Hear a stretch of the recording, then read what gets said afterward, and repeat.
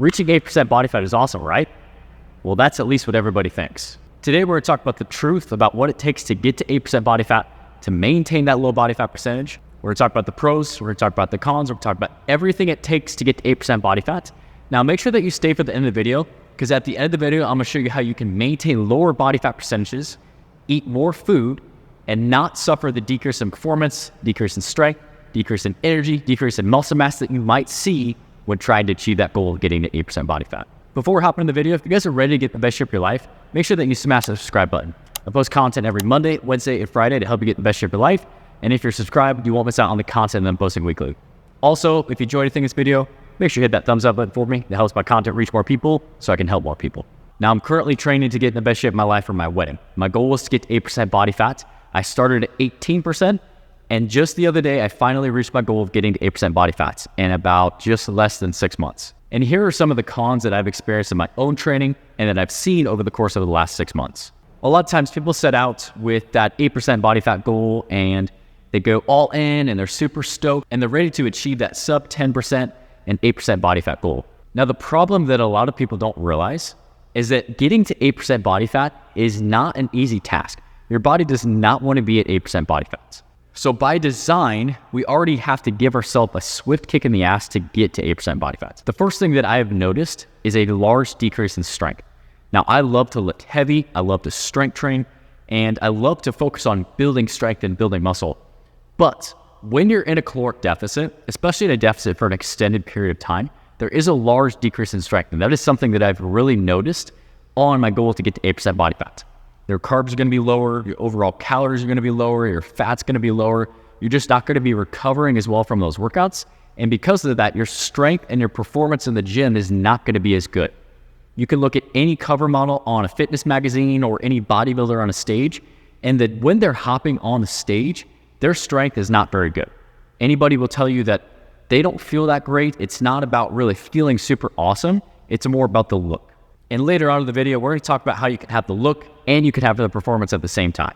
Another really negative thing that I've learned along the way when trying to get 8% body fat is my decrease in energy throughout the day. So I am a fiance about to be a husband. I'm a father of 3 boys. I'm a business owner and a personal trainer. And my days usually start off where I have my first training session at 5 a.m. and I'll typically train up to 5:30 to 6:30 p.m. Go home, help with kids, help with dinner, help get kids in bed, all that type of stuff. Over the course of the last 6 months, I've found that the deeper I get into my diet and the closer that I've gotten to that 8% body fat, my energy to do daily tasks has really decreased. When you're in a deficit for so long, your body's not getting what it needs to maintain. That's the whole idea behind a caloric deficit. But the problem with this is it almost is a little bit selfish. By the end of the day, you don't have anything else left for anybody else or anything else. And that is one huge thing that I've noticed, that there's a large decrease in energy. There's a large decrease in just wanting to go out and do other things outside of your normal daily activities. And to me, this really seems selfish. And this is one of the things that I really don't like about long caloric deficits and really trying to push your body to extremes where you're trying to get that 8% body fat goal. Like I said, your body does not want to be at 8% body fat. And over the last 6 months, I've noticed a large decrease in strength, a large decrease in performance in the gym, a large decrease in energy throughout the day, and just ability to get through my daily tasks. And in my opinion, it overall just seems a little bit selfish. I want to have more energy to give to my family, to give to my fiance, to give to my clients, to give to my family, my friends. And that is one thing that really bothers me about a large caloric deficit and really just focusing solely on the look of trying to get to 8% body fat. Now that we talked about the cons, let's talk about some of the pros. And the pros are going to be a little bit more obvious. When you're getting to 8% body fat, one of the biggest things that people want is they want a six-pack, they want abs. And when you're at 8% body fat, you're going to have visible abs, especially if you took the time to build the strength in your core by doing good compound movements and doing some really good isolation movements. You're going to have visible abs. And that's, one of those things where maybe that's your goal and maybe that's something that you're hell-bent on doing. That is a positive, getting 8% body fat. At that body fat percentage, those abs are going to stick out more, they're going to be more apparent, and you're just going to have a good set of abs. Another pro of having lower body fat percentages is overall, generally, to a certain point, having a lower body fat percentage is going to correlate to better health. Like I said, to a certain point. If you're trying to get to like 5 or 6% body fat, I would tell you that that's not healthy. But overall, you're going to be healthier. Say that you're 25% body fat and you get down to 10% body fat, or you get down to 15% body fat. Just having less body fat overall is going to be healthier. It's going to put you at lower risk for diseases, and it's just going to overall translate to better health. But like I said, to a certain point, the extremes are where the unhealthy things start to happen. Another huge benefit of having a lower body fat percentage is improved cardiovascular function. Now, as your body fat decreases, typically you're going to see an increase in VO2. And if you don't know what your VO2 max is, your VO2 max is something where I tell people, imagine like we do a bench press for a 1 rep max. That's our 1 rep max on a bench press to see how strong we are for 1 rep. The VO2 max is like your heart's 1 rep max. It's the max volume of oxygen that you can utilize.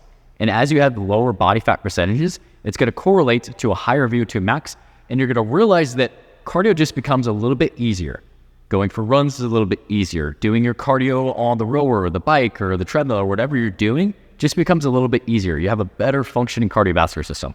Now, if your goal is to have the best of both worlds, if you want to have a lower body fat percentage, you want to have abs, you want to look aesthetically pleasing, you have a certain look that you want to achieve that is lean but also has muscle mass, but you also want to be able to eat food, enjoy your life, and not make this all-consuming, I have the perfect fix for you, and that's what we're going to talk about next. If your goal is to not only come in the gym to look good, but also to perform better, to have good workouts, to get stronger, to increase your performance, to increase your overall health, what you need to do is you need to train like a hybrid athlete. Hybrid training is mixing conditioning with strength training. And how I personally do it is I mix strength training and running. Within a hybrid program, you're going to be doing your classic strength training exercises. So you're going to be doing exercises like deadlifts, bench press, rows, overhead press, squats, lunges, all those big compound exercises that are going to give you the most bang for your buck. You're also going to do your classic isolation exercises, your more bodybuilding exercises to increase your hypertrophy, to increase your volume, and overall increase the size of your muscle. On the flip side of things, you're also going to be running in this program. Running is a great tool to improve your aerobic base, to improve your cardiovascular system, to increase your VO2 max, and to teach your body how to utilize body fat as an energy source. And by combining both of these two together, it's such a powerful combination that you're going to be able to maintain lower body fat percentages while also still focusing on prioritizing strength training, and you're going to get the best of both worlds. You're not solely just going to be lifting where, yeah, maybe you can pick up 500 pounds, but when you go up a flight of stairs, you feel like you're out of breath. Or on the flip side of things, you're not going to solely be running to where you don't have any muscle mass. By combining both of these two together, it is the most optimal way to train, and it's going to help you maintain lower body fat percentages, help you still prioritize strength training, improve your health, and overall just allow you to train with better intensity because you're going to be focusing on performance. There's one key factor that is going to make or break this program though. We need to focus on fueling our body properly and making sure that we're not always in a caloric deficit. Training like a hybrid athlete, you're going to have to prioritize your nutrition and focus less on calories in, calories out, this crazy equation, be in a caloric deficit, and more on fueling your body. And when you focus on fueling your body, you're going to be able to train harder, you're going to be able to focus on getting stronger, you're going to be able to focus on putting a lot of effort into those runs so that you can get better, increase your performance, and maybe potentially sign up for a race like a half marathon or a marathon or 5K or 10K or a triathlon or whatever it is that you want to do. But by flipping that switch to focusing your nutrition on performance versus a specific body fat goal, it's going to allow you to fuel those workouts and overall just have way better workouts. If you're solely focusing on just body composition, I just want to get to 8% body fat, and my diet, my training is only focused on that, it's all consuming, and at some point, you're going to have a really sharp decrease in performance. It's going to be really hard to sustain that goal or that body fat percentage for an extended period of time. By training like a hybrid athlete, you're going to be able to fuel your body, have really good intense workouts, and by mixing in strength training and running, you're going to be able to increase your muscle mass, increase your strength, focus on getting stronger from week to week.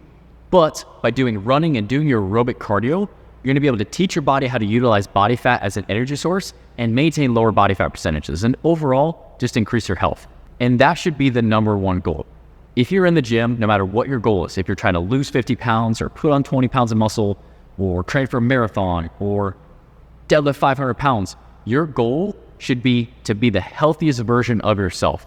And it is my opinion that hybrid training is the most optimal way to do so. It's going to give you the best of both worlds.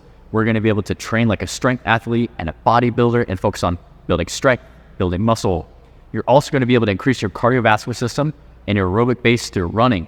And you're going to be able to train for performance and trying to get better. We don't just want to go to the gym and lift, and we don't just want to go out for a run. We want to have intensity and purpose. And by putting structure around these things, it's going to help you increase your performance, have fun in your workouts, and really optimize your training to get the best of both worlds. Now, if you're at this point in the workout and you're like, this sounds awesome, I would love to start training like a hybrid athlete, make sure that you smash the subscribe button. Like I said, I'm posting content Monday, Wednesday, and Friday every week to help you get in the best shape of your life. And I'm going to show you how you can incorporate hybrid training into your own programming. And I'm also training for my first half marathon. So I'm going to show you that full process of what I'm doing to still prioritize strength, to focus on my running so I can improve on my running, and also to fuel my body versus solely focusing on being so specific with my calories or so specific with my carbs or being in such a caloric deficit that I can't train with intensity. So like I said, subscribe to the channel so you don't miss out on my content. Monday, Wednesday, and Friday, I'm posting a video every single week. I'm gonna leave a couple other videos on the screen that you can go watch about hybrid training that I posted. Make sure that you go check those out next, and I'll see you guys in the next one.